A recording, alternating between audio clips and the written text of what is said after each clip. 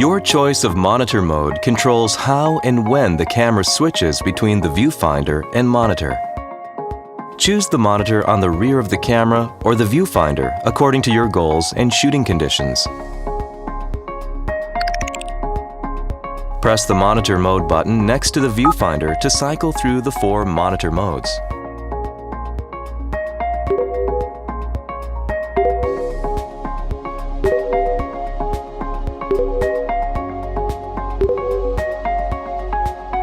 At the default automatic display switch setting, an eye sensor is used to automatically switch between the viewfinder and monitor displays.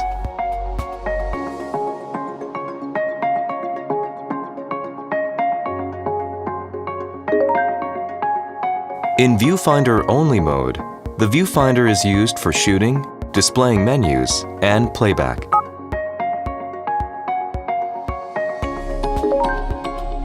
In monitor-only mode, the monitor is used for shooting, displaying menus, and playback. In prioritized viewfinder mode, the displays function in much the same way as in existing digital cameras.